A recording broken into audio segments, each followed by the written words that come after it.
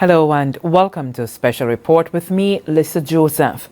This week we take a look at three areas of public concern, but we begin as always on this program with a look at new developments in the Citizenship by Investment Program, the CIP, particularly the ongoing legal battle brought on by Philippe Martinez of MSR Media against the CIP programs of St. Lucia and St. Kitts Nevis. Martinez, who is claiming that bad practices and corruption in the programs prohibited him from yielding the benefits of his investments in St. Kitts Nevis, largely due to the business conducts of Caribbean Galaxy, supported, he says, by key government players, has filed a RICO lawsuit in a U.S. federal court. Among the allegations Martinez has made against St. Lucia's CIP program is the vast numbers of applications allocated to Caribbean Galaxy for its real estate project at Connells and the recently introduced infrastructure option. Martinez has claimed that some 5,000 applicants or applications were allocated for the real estate project and 6,000 for the infrastructure option. Each application can carry a family of 4 people or more.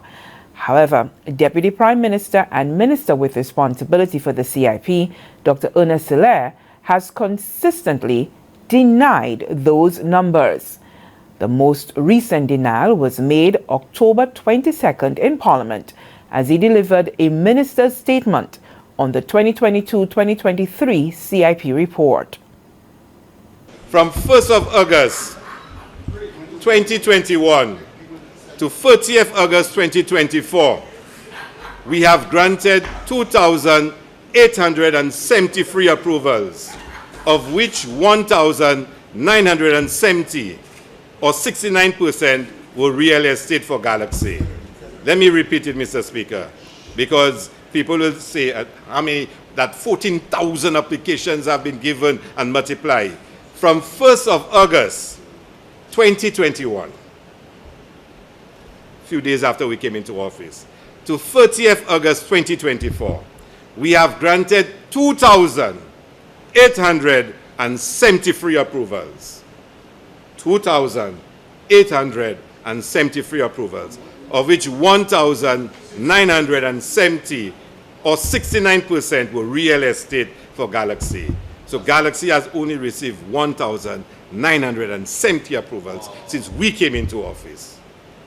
Contrary to what you have heard in publicized interviews and repeated by the member for Micoud South and the UWP, St. Lucia has never approved 14,000 applications. I want to repeat, St. Lucia has never approved 14,000 applications, and there is no $1.4 billion. We have only approved over 1,970 real estate applications for Galaxy. I must also categorically state that contrary to what has been said, Galaxy has never collected $1.2 billion. Deputy Prime Minister and Minister of Responsibility for the CIP, Dr. Ernest Hilaire, there speaking in Parliament. However, in the last 24 hours, an American news media site has been making the rounds on social media with copies of what appears to be the contract signed between the government of St. Lucia and Caribbean Galaxy. The documents bear the names of Minister Ernest Hilaire, Ying Jin, Director of Caribbean Galaxy, as well as Chairman of the CIP Board, Lon Theophilus, and Deputy Chairman Julian Charles. One of the documents, which reads Agreement between Citizenship by Investment Board and Caribbean Galaxy, dated 1st December 2022, under Clause 3, the developer's role, Section 3.1d, it is stated that Caribbean Galaxy shall submit or cause to be submitted a minimum of 200 successful applications per month to the CIP unit, but not to exceed 5,000 applications over 24 months. That document also states that the minister will reduce the minimum investment amount from $300,000 to $200,000 if Galaxy meets certain conditions, including submitting the 200 applications monthly. Another document which has an effective date of 12 January 2024 speaks to the infrastructure option by Caribbean Galaxy. It states that Caribbean Galaxy agrees to provide the requisite financing of $100 million for the construction cost of the project and a further $2 million for the construction management cost to complete the project. The document goes on to state under the funding clause that Caribbean Galaxy will be reimbursed for the project through receipt of qualifying investments of 6,000 applications. Once again, Minister Ernest Hilaire has been firm in denying this figure, but has never said the amount allocated. Here he is addressing the infrastructure option in Parliament. I have never seen an opposition so scared and panic so quickly at the announcement of a government program.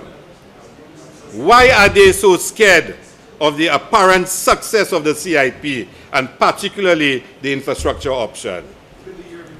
The opposition has been raising issue, the so-called infrastructure option, and what they claim is corruption. Not that they disagree with an infrastructure option and that they have a brighter idea.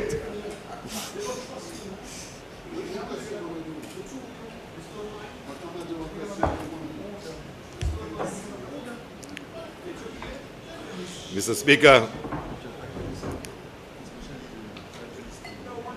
Speaker, not that the United Workers' Party and the leader of the opposition disagree with an infrastructure option and that they have a brighter idea. Instead, it is just seen as corruption. Under the enterprise option, we added a third sub-option which allows a developer to propose a self-financed project in one of the investment areas in exchange for an agreed number of qualifying applications, similar to shares in the real estate option. The developer has to source the finance and spend upfront and carries all the risk, has the responsibility for sourcing the applicants, carries the risk of sale and even termination of the program, and has to implement the project under the supervision of the government of St. Lucia. Since its announcement, we have been able to secure investment in a national infrastructure improvement project by Caribbean Galaxy, a housing project by BMAX LLC, which I will come to shortly. And we have a pending application for another housing project. The opposition has cried foul. They claim that the option is illegal. They claim it is illegal because it was not gazetted. The changes to provide for this option were gazetted on December 20th, 2023. So how was it not gazetted? How?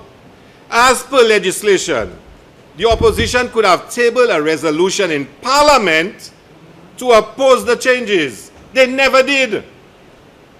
It meant that it is now legal to offer the option to investors. We were delayed in gazetting the specific projects as approved projects.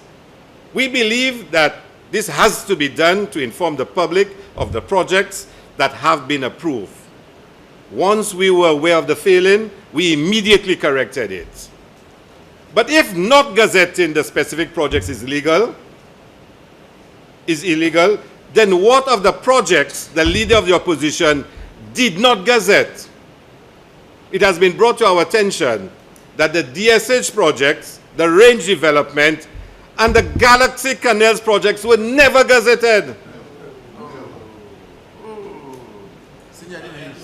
Were never gazetted by the former administration.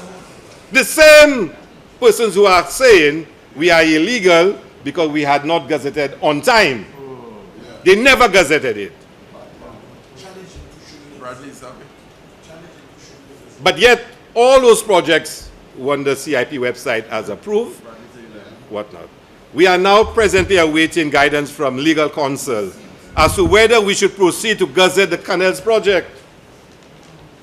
So we may very well now, years later, go and rectify it because they are saying it must be done. But they never did it for no project. So we may still have to gazette the Canals project for you.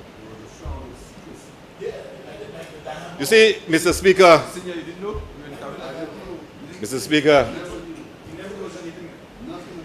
this enterprise option has the potential to open significant avenues for investment in constructing roads and highways, upgrading educational institutions, housing, and medical facilities. And I want, Mr. Speaker, for you to listen to this one. No applications have yet been approved under these projects, and they are still going through the due diligence processes. No applications under the infrastructure option has been approved, and they are all still going through the due diligence process. Further, no minimum investment amounts have been received by these developers. No minimum investment amounts have been received by these developers. The BMAX housing project commenced in October 2024, and the Galaxy project has not yet commenced, as the Ministry of Infrastructure is in the process of identifying various works and contractors for these projects. Minister Dr. Ernest Hilaire speaking there in October in Parliament. Now, Impact World Media, the site which published the documents, is owned by Philippe Martinez, who has for months now claimed to have possession of the contracts. Martinez tells Special Report that on Monday evening, 8 o'clock, he will be hosting a podcast to discuss this and other developments with his case on Impact World Media on Facebook. And now on to some other developments here in St. Lucia of public interest. The government of St. Lucia will soon collaborate with non-governmental organizations in observing 16 days of activism. It is a global call to stop gender-based violence. 16 days of activism against gender-based violence is recognized worldwide during the period November 25th, which is the International Day for the Elimination of Violence Against Women, to December 10, which is Human Rights Day. The observance is again taking place under the shadow of the still unresolved allegations of sexual misconduct confronting a senior officer of the Royal St. Lucia Police Force. The allegations came to public attention June 22, 2023, with the Police Welfare Association informing that the executive had written to the police commissioner about several claims of a sexual nature against one particular senior officer. Then Commissioner Cressida Descartes-Pellews gave the undertaking to address the matter. It would be a full year before anything concrete was done and would be the end of the Commissioner Pellews' contract. However, she was confident that she had laid the foundation for investigations into the matter. Here's Zane Romulus on the first female commissioner's final press conference. I've also initiated a formal investigation into reports made by individuals against senior officers. And at this time, there is nothing more I'm able to say with regards to these matters, other than the necessary support is being afforded to all persons and that the investigations are progressing.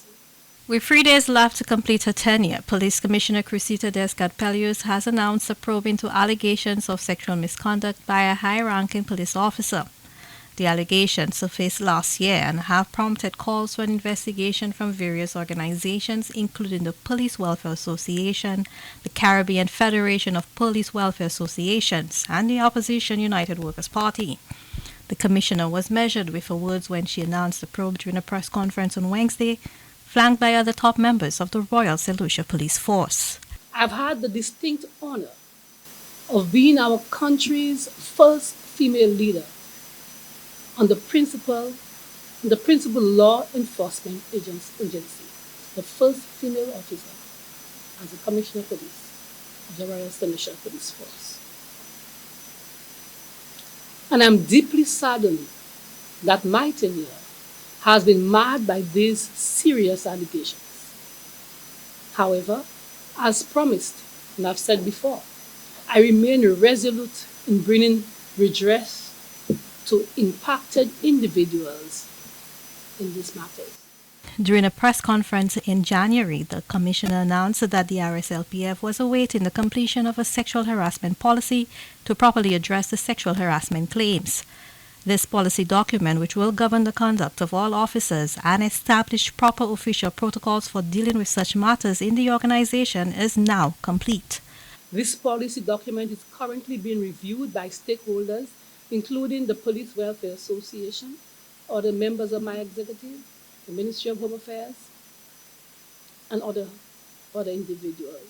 The police commissioner was asked whether there was any truth to reports circulating that the senior police officer in question had been taken in for questioning. This is still in connection with the investigation. And I've said at this moment, I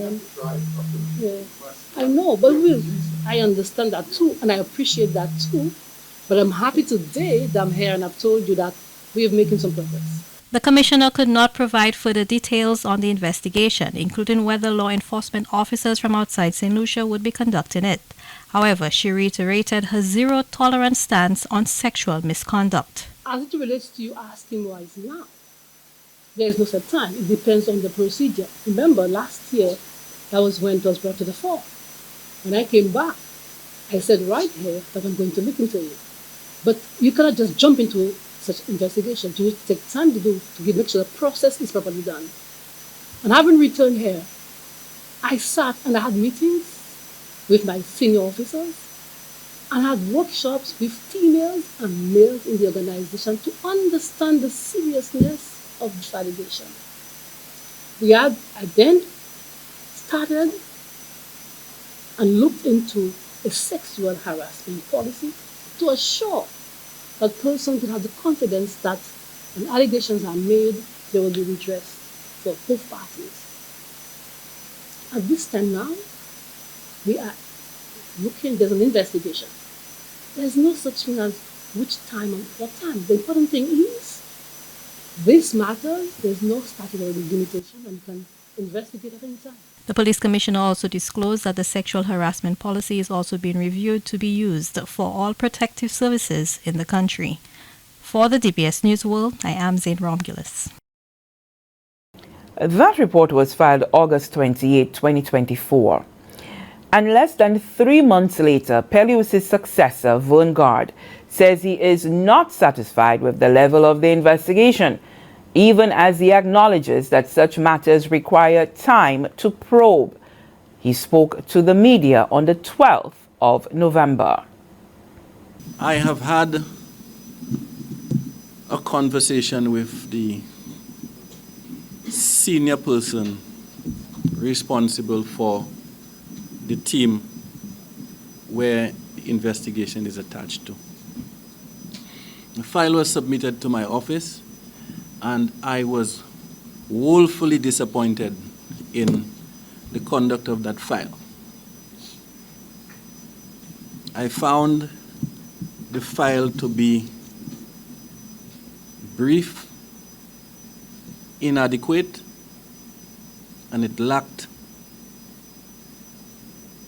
the necessary points to justify the submissions that were made. Okay? I have indicated to the supervisor that it is their responsibility to ensure that all further lines of investigations are met in regards to that particular matter and resubmit the file to me.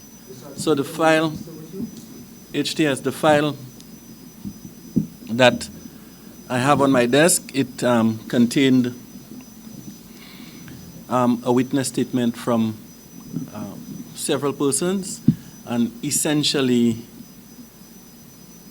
one or two other bits of investigations, but did not satisfy, okay, the pronouncements that were made, in my humble opinion. What does that mean, sir? What does that mean? Does that mean you I sent it back for further investigation. you have a timeline? This matter, I have not given a timeline on the investigation. I'll tell you this much. I think I've said that yesterday. In St. Lucia,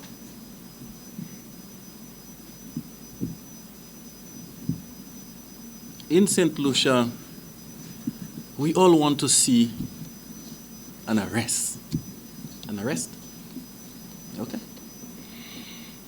But in my opinion, we should all want to see a thorough and proper investigation that elucidates the facts. And the facts in this particular matter, especially one of them, are facts that are almost 13 years old. And as a result, there needs to be a course of investigation to elicit evidence sufficient to the importance of the matter and sufficient to the evidence needed to make certain conclusions. So this is an investigation that needs, in my opinion, or needed a little time.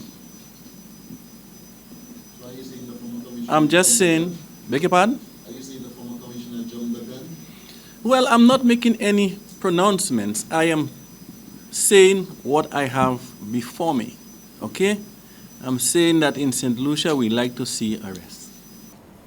Now, the United States Department of State Country Report on Human Rights Practices in St. Lucia for 2023 noted that several NGOs and human rights activists had expressed concern regarding the lack of independent probe into the allegations. The allegations span a nearly 20-year period. In fact, sources have indicated that in one of the older cases, a review of the file drew a recommendation for specific and decisive action. It was never followed through.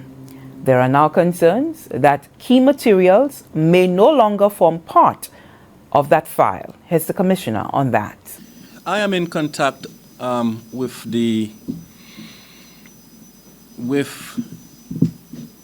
Mr. Waterman. Mr. Waterman was the one who initially had that matter to investigate. He is attached to the Regional Security Services. During the course of that matter, there was another individual, I think attached to Belize, okay, who supported Mr. Waterman. When I got conduct of this particular matter, the matter was such that Mr. Waterman had handed down the investigation to the current constable, the current corporal responsible for the matter. The general course of investigation in this context would be to, for example, hand over the case in a formal matter where persons would give a witness statement and so forth. So there's a lot of things that needs to be managed in the course of a serious allegation like that we are dealing with. Any other person? In relation to that same file, the case file from 2007, handled by Mr. McCormick, are you in possession of that case file in that very same matter? No, I'm not, no. Has that case file disappeared, sir? I am not in possession of the case file. Mr. McCormick prepared a file, delivered it to the previous commissioners. You now have conduct of this matter. Mr. Elliott, I'm not in possession of the file. What say you to the victim or the complainant? You. Mr. McCormick's file is not of you. You have conduct of the matter now as commissioner of police. What do I say to? The complainant, the virtual complainant in this matter. Well, the complainant in this and every matter submitted to the Royal St. Lucia Police Force should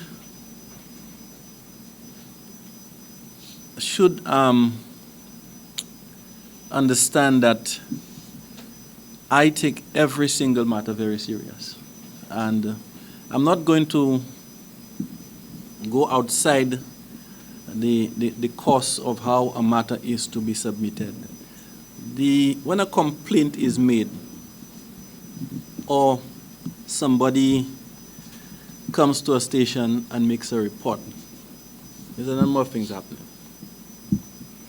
In some cases, one person making a report in regards to another person. Both parties deserve justice.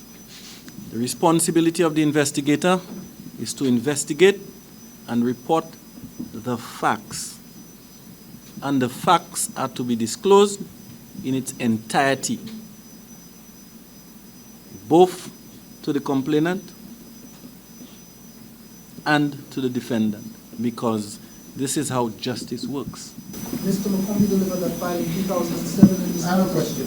And you are Commissioner of Police. Mr. Of this matter. I want you to tell us whether you have this file, because we just spoke of the correct procedure. The question has been answered. The question has not been answered. I apologize. The question has not been answered. To the virtual complainant in the 2007 matter that Mr. McCombie was investigating, and Mr. McCombie would have completed a file and submitted it to the then Commissioner of Police, and in the process of chain of command, it would have ended up on your desk. Yes, and I don't have a copy of the file, my brother. So I ask you then, what now, as you sitting in this chair, would you say to the virtual complainant in this matter, as the file is no longer available, so that she can pursue justice? Answer the question. Yes, So please answer the question. Answer the question. Yeah, as I said, every single person that makes a report at every station must understand that I take every single matter seriously, and what I will do is to ensure that matters are investigated to the point where justice is dispensed as per the requirement of the Constitution of St. Lucia. And the Caribbean Federation of Police Welfare Associations, in a statement in July 2023, said it was appalled by the lack of action when sexual harassment is reported by police officers across the region. The Federation noted then that it was disappointing that despite the concerns and reports made by the Royal St. Lucia Police Force Welfare Association, the senior member has not been placed on administrative leave to facilitate an investigation, and the member continues to be elevated through the ranks of the Royal St. Lucia Police Force. This cannot be the way, the Federation said. It is incumbent on the Police Services Commission to cause an investigation to be done. The Federation said it stood in solidarity with President Cameron Law and his executive to bring the matter to the fore and have the officer involved removed from the office until an investigation has cleared that person of the allegations. Here's Acting Commissioner Vern Guard's reaction to those calls. On a day-to-day basis, many allegations are made against many police officers.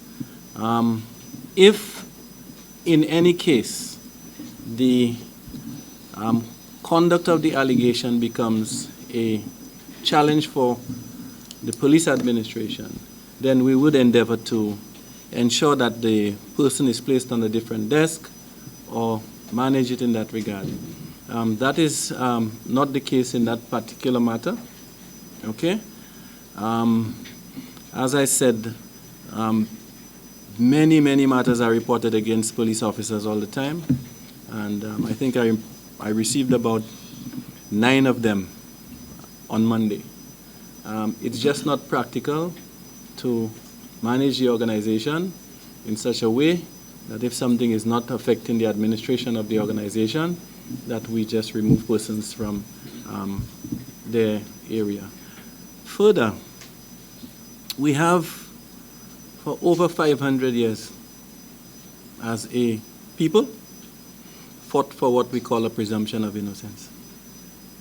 We fought for it. And it is very important for us to protect that presumption of innocence.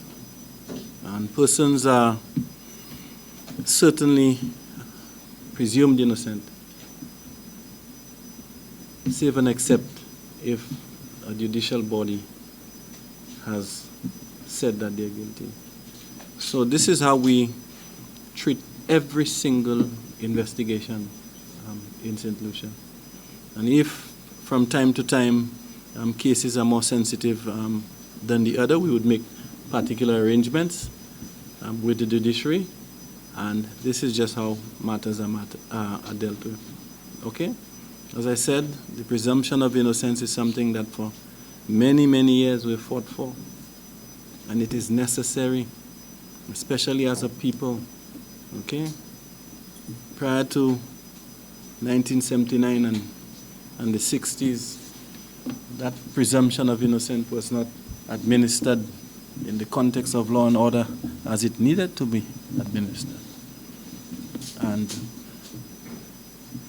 you know, there were breaches. So we have to try to protect them. And again, I want to tie that up into the proper judicial process. We have to ensure that due process is observed and nothing is done outside the constitutional requirements of certain people. Okay, we all have constitutional rights that as law enforcement officers we have to try to preserve. I have followed many matters globally. I think they had 2 recently in the United States of America, where persons were adjudged and 30 to 40 years later, new evidence is adduced that has vindicated these people. You understand? So if we just allow the proper due process, in 2 of the cases, the investigators actually did not allow certain information to go forward. Okay? When the course of an investigation is to allow all the facts to go forward. I have been an investigator myself, and I remember investigating a matter of, it was a domestic matter, where all sorts of allegations were made by the victim.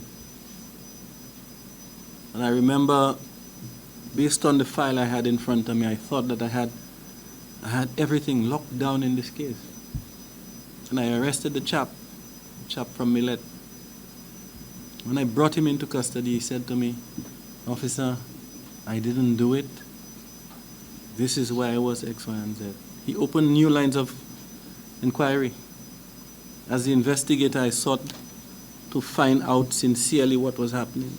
And I remember making a call to Barbados in that matter. And when I made the call to Barbados, a certain person answered the phone. And she said to me that the lady was with her in Barbados, and she said a few things to her. I put these few things to the virtual complainant, and the whole matter was fabricated. There must be due process. An investigation must be as such that it elicits the facts and the investigator brings the facts forward. And then the matter is dealt with in the context of the court, and the court deals with it. We have to understand that in Fair Helen. The U.S. State Department Human Rights Country Report on St. Lucia for 2023 says that the law prohibits sexual harassment. But according to some NGOs, sexual harassment was a problem, and government enforcement was not always an effective deterrent. Most cases of sexual harassment were handled in the workplace rather than prosecuted under the law. And from law enforcement to another public service agency, the St. Lucia Air and Seaports Authority, SLASPA. Over the past 6 months, SLASPA has been strained to provide the expected service delivery for cargo. Details in destuffing containers have resulted in both private citizens and the business community not receiving their goods on time. So serious is the issue that the Chamber of Commerce held a meeting with SLASPA and its members. I spoke with Executive Director Brian Louisi following the meeting. Chamber has always engaged on the issue of ease of doing business, on trade facilitation. And we've always seen SLASPA as a major clog in the machinery of the economy. St. Lucia imports 95% or thereabout, even more of what we consume. And therefore, so much of it goes through the seaport. And if you think of SLASPA generally, our visitors, that drives a lot of our economy, they go through the airport. So SLASPA is a very essential element of the institutional infrastructure that the business community needs to operate. And so we've always had a dialogue with SLASPA. And more recently, our members started experiencing, specifically with the LCL, the less than a cargo load container, the inability for SLASPA to move quickly in destuffing the containers. And there were a host of reasons why SLASPA's had challenges in the pace with which they deliver goods in general, and not just the destuffing. So they've had in the past, the crane was not operational, was in bad shape. So last year, or early this year, I think it was, they bought a new crane, and that has helped. They also did some replacement of some of their reach stackers. That has helped. But in operating, there are some essential constraints that they have faced from old infrastructure. The seaport sometimes cannot deal with the weight of the equipment moving on. They don't always have all the space they require, and the volume of trade has increased over time. And so these were some of the reasons. And so we had been speaking with them, and we thought it was necessary that our members had a direct engagement with SLASPA, and also to give SLASPA an opportunity for them to meet directly with their customers in this type of setting. And so we had, I think, that a two and a half hour discussion, a dialogue on these issues. We talked about the efficiency of cargo handling, vehicle management on the port, the utilization of Shed 7, and the need for better coordination between SLASPA and Customs and Excise and the other agencies that are engaged in the movement of goods in and out of St. Lucia. So what is SLASPA committed to doing then for the ease? Because I believe the space storage is really the key issue here. It is one of the issues. SLASPA has indicated that by the end of the third week of November, they would have Shed 7 operating, and that will increase the amount of square footage by close to 24,000 square feet. So that would help. They are going to try to implement an automated destuffing application process for greater efficiency. They're exploring implemented extended operating hours so that people could clear their goods later on, for more hours to clear the goods. They're looking at working with importers to establish specific times for delivery so that people don't come and wait, but rather they have almost like an appointment system.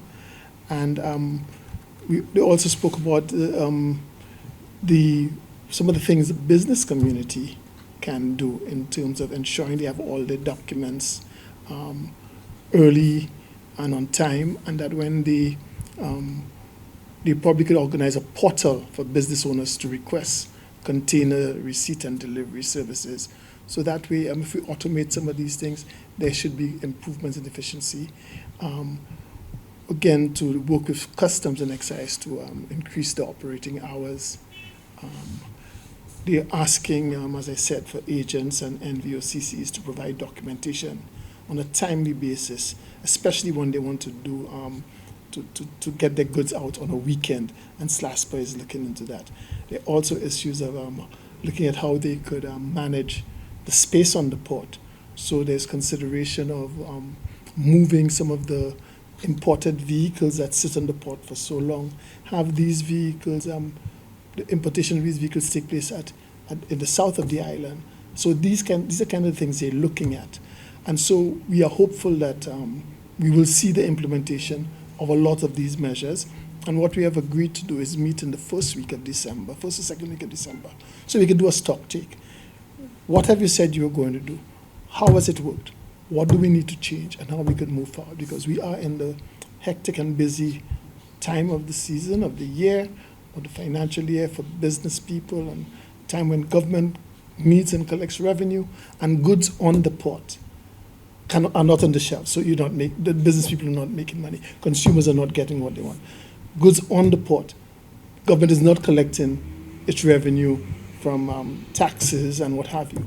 And so it is in all our interests to see goods move and do that in an efficient way. And we're hoping that our conversation with SLASPA, that has been an ongoing conversation, will bear fruit, and that we could all join together in focusing attention on what SLASPA needs to do, not just in the short term, but in the long term. If we are going to provide goods at a reasonable price to consumers, we must deal with the point to which where they go and ensure that it does not become a burden because of inefficiency on the public. We're hearing about, I've heard some complaints or the suggestion that there is an outlet where SLASPA is offering asking that business people, if they want to have their goods in hand, they can pay an extra $500 and they can, those goods that they consider to be detrimental, that they need to get it off the port. $500 payment. We have not heard that. SLASPA is always looking to expedite its processes, but SLASPA is also constrained by the legal tariff that has been established. So SLASPA cannot willy-nilly decide that they're going to charge something that is not legislated. So I'm not sure about it, I haven't heard about it, but I'm certain SLASPA is doing all that they can, and we'll be encouraging them and pushing them to do what is possible and what is necessary so that the goods can move. Now, you spoke about SLASPA wanting to move into, and I know you're not the SLASPA spokesperson, but I mean, it affects the business community. So getting more automation processes to be able to move things quickly along, and that's good for the upgrading is always good. Was there any discussion on how those upgrades, whether it be for the automation, equipment, improvement of the port infrastructure itself, the cost factors of that? And were there any discussions along those lines? Well, there were discussions about the fact that there is need for an upgrade and expansion of port facilities. The reality is that these things cost money, and SLASPA made the point. It goes back to the tariff. There has not been an increase, according to SLASPA, of the tariffs for the use of for their services in over 20, 30 years. And so there is that factor. So there may be a need for us to, as a country, to look at SLASPA and look at where it is we wish to go, and therefore what steps we have to take. The business community is very clear that we have seen at certain points in time SLASPA make necessary investments. But we think a holistic approach, and one that is not delayed unnecessarily, needs to take place. We think understanding, appreciating, and acting on that understanding and knowledge of the importance of SLASPA is what is important. Knowledge without a change in action and behavior is foolishness. So we need to see action. We need to work with SLASPA. We need to work with the government, and the chamber will continue to push and advocate for these things, because the business community in the import game is really bringing the best of the world to St. Lucian. And if we're going to deal with it as expeditiously and as efficiently as possible, so we get the best types of pricing, we have to look at all the areas where there are potential bottlenecks and ensure that they are removed where they exist, and that we avoid them, and we use technology, we use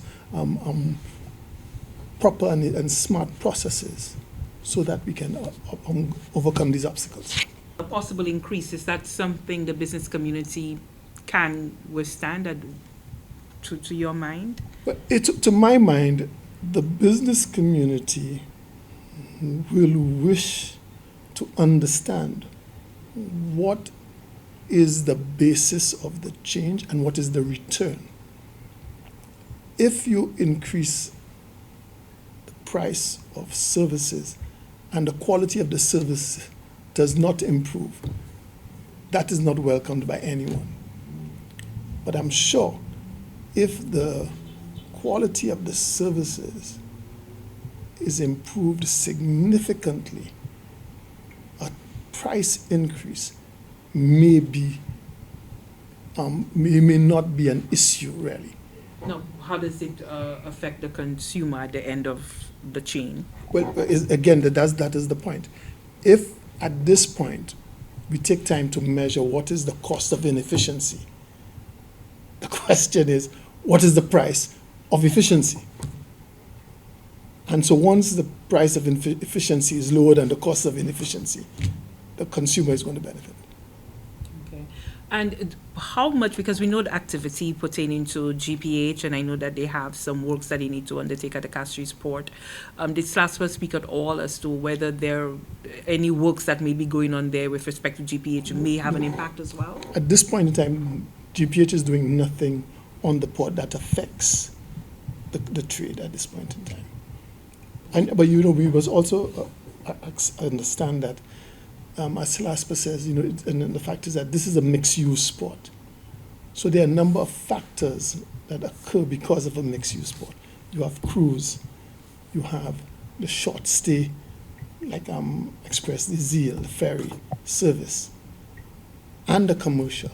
So there's always some kind of compromise and tension that exists. Who gets priority at a point in time? What can you do when you have cruise ship passengers, when you have ferry terminal passengers? How can you move goods? How can you move containers on the port at the same time? So there are lots of issues that have to be resolved. It is not a simple one, but it's one that the Chamber is prepared to work with SLASPA and the government to find solutions that impact the whole country positively.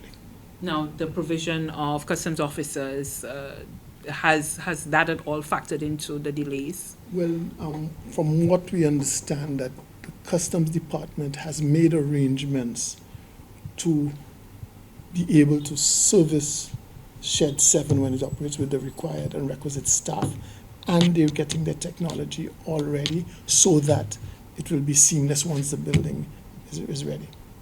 Did the conversation at all and capture the need, at one time there was talk about removing the sort of cargo business from where we are at Port Castries and perhaps looking for whether it be cul-de-sac or, down south or something? SLASPA did mention that they are continuing the exploration of that, and a feasibility study and the geotechnical studies will be taking place in the not too distant future.